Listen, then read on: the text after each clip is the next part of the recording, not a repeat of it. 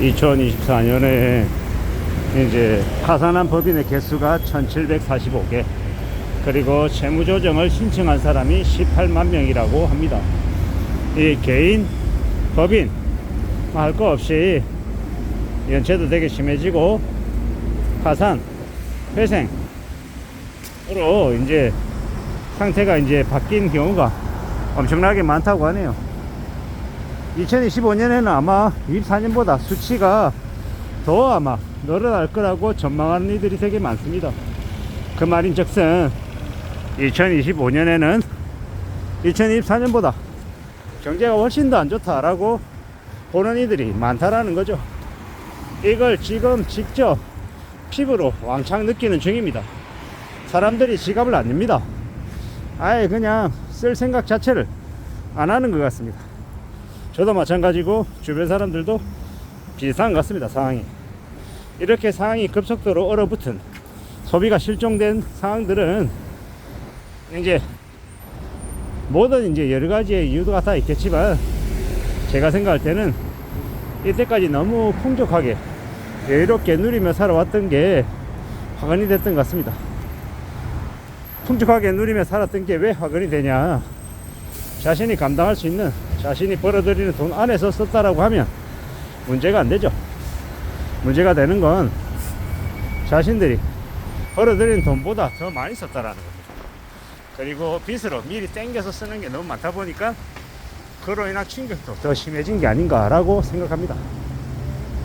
결국은 이렇게 무리하는 것, 자신이 감당할 수 있는 것보다 더 심하게 쓰는 것, 이게 다 이제 부메랑이 돼서 삶의 충격으로 다가온 것 같다라고 보는 겁니다. 그러면 결국 원래대로 되돌아가려고 하면 소비를 줄이고 적절하게 자신의 이제 자산을 관리하고 수익과 지출을 적절하게 통제하는 게, 그게 이제 제일 필요한 모습이죠. 그렇게 살아야 삶이 유지가 되고 지켜진다라는 겁니다. 이때까지는 그러한 것들에 대한 제대로 된 관리가 없었기 때문에 이제 부채가 계속 늘어났던 거죠. 부채가 늘어났다, 이자 부담이 계속 늘어났다는 얘기죠.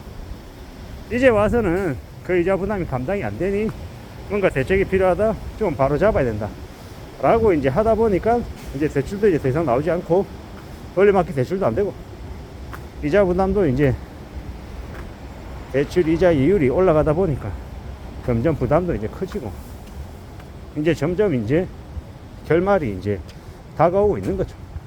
그러다 보니까 연끌족들은 연끌족들대로 이제 죽겠다고 비명 지르고 있고, 무리하게 비투하거나 이 생활 자금 부족 등 여러 가지 이유로 빚을 낸 사람들이 이제 상황이 매우 안 좋은 거죠.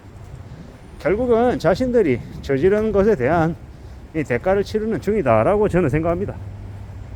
돈 벌 때는 자기 거고, 이자 부담, 그러니까 이제 손실은 감당하기 싫은 되게 이기적인 마음을 가지고 있던 사람들이 이제 지금 와서 소리를 치는 것 같습니다. 근데 사람들은 이제 그 대출자들, 연끌족들에게, 빚수족들에게 안타깝다, 안 됐다 이렇게 생각 안 합니다. 니네들이 저지른 죄 니네들이 다 뒤집어 써야지, 감당해야지 라고 이야기한다라는 겁니다. 그만큼 지금 상황이 예사롭지 않다라는 것, 그리고 아무도 그들을 향해 관심 가져주거나 이게 안 됐다라고 안타까워하지 않는다라는 겁니다. 대출 낸 사람들만 죽어나는 겁니다. 그렇게 무리하게 욕심을 부렸던 탓이 이제 돌아오는 겁니다. 앞으로 우리는 살아가며 함부로 빚지면 안 된다라는 것, 어떻게든 삶의 구조를 잘 좀 관리하고 자신의 통제 범위 안에 둬야 된다라는 걸 이제 뼈저리게 느끼는 중입니다. 살아가는 삶이 참으로 어렵죠. 내 생각 내 바람대로 흘러가면 좋겠으나 그러지 않는 경우가 태반이라는 겁니다. 왜 그렇게 어리석게 쉽게 생각했을까요? 이 일타 강사들이, 쪽집게 강사들이 이 문제답 외워 이렇게 하면 돼, 그러면 너 좋은 대학 가, 좋은 대학 가면 좋은 회사 들어가고, 좋은 회사 들어가면 월급 많이 받고 인생이 풀려, 너 이렇게 하면 부자 될 수 있어, 경제적인 자유, 파이어족, 이런 얘기하는 말에 그냥 중독돼 가지고 세뇌돼 가지고 바보짓을 저지르는 게 아닌가 라고 생각합니다. 무리하게 일을 벌리는 것만큼 어리석은 게 없는데 그네들은 되게 뻔하고 당연한 사실을 잊어버렸던 겁니다. 왜 그렇게 잊어버렸을까요? 욕심이 이 합리적인 생각 자체를 집어삼킨 겁니다. 그렇게 어리석게 생각한 탓이 자신의 인생을 30년, 40년을 이제 집어삼키는 거죠. 결국 이제 그러한 일들이 이제 사람들의 눈을 제대로 뜨게 만들 것 같습니다. 옆에서 죽어나가고 옆에서 빚져가지고 난리치는 모습을 보면 사람들이 이제 느끼는 거죠. 특히나 젊은 세대들이요. 아, 이제 소비를 저렇게 하면 죽는구나. 큰일 나는구나. 나는 무조건 소비를 안 해야 되겠다. 줄여야겠다가 아니라 안 해야겠다로 이제 모두가 확 바뀐다라는 거죠. 그래야 생존하니까. 그렇게 되면 이제 내수 침체되고 이제 상황이 되게 이제 어려워지는 거죠. 벌써 사람들이 소비를 안 한다고 장애가 하시는 식당 하시는 분들이 되게 난립니다. 참 씁쓸하고 참 충격적인 이야기죠. 어쩌다 그렇게까지 됐나 라고 걱정도 많이 하고요. 근데 잘 살펴볼 필요가 있습니다. 잘 따져봐야죠.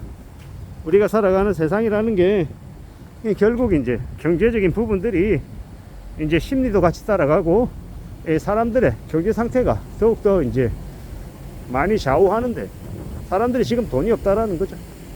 대출이자 부담 때문에 쓰고 싶어도 쓸 돈이 없다라는 게 사실입니다. 이걸 잘 파악하고 잘 대비하고 잘 대응해야 될 것 같습니다. 2025년에 이 화두는 오직 생존밖에 없다라고 이야기할 정도로 지금 상황이 많이 안 좋다라는 것. 이 안 좋은 상황을 금방 극복하고 금방 타개할 수 없다라는 것도 명심해야 될 것 같습니다. 그렇게 조심하고 명심하고 대비해야 될 것들이 너무 많은 시대가 지금인 것 같습니다. 그렇기 때문에 지금 더욱 조심하고 잘 좀 살펴볼 필요가 있는 것 같습니다. 참 답답하죠. 그렇게 줄여야 된다, 아껴야 된다, 절약해야 된다 이런 말만 자꾸 들으면 답답하고 짜증이 날 수도 있다는 것도 너무도 잘 압니다. 근데 마음을 조금 여유롭게 먹고 주변 일상을 둘러보고 분명히 내가 누리고 있는 것들, 내가 미처 몰랐지만 고마워하고 감사해야 되는데 그런 감사함조차 못 느꼈던 것들이 분명히 있다라는 것. 그걸 찾아서 감사함을 표현하고 표시하고 나의 삶을 또 어떻게 잘 관리할지 통제할지 이런 것들을 생각할 필요가 있는 것 같습니다. 결코 우리가 살아가는 세상이 이때까지 우리가 지내왔던 것들이 다 공짜가 아니었다라는 것. 누군가는 대가를 치르고 누군가는 그에 대한 이제 것들을 감수했기 때문에 우리가 누렸다라는 겁니다. 어렸을 때는 부모가 그 이제 책임감으로 대신해 줬던 거고 또 이제 사회초년생 했을 때는 선배들이 전체적으로 봤을 때는 이 나라가 이만큼 발전해 온 건 분명히 우리 윗세대들의 노력과 땀이 있었기 때문이다라는 걸 잊어서는 안 될 것 같습니다. 아무쪼록 우리가 살아간 이 삶을 지금을 되게 염려하며 잘 대비해 나가기를 바랄 뿐입니다. 이상입니다.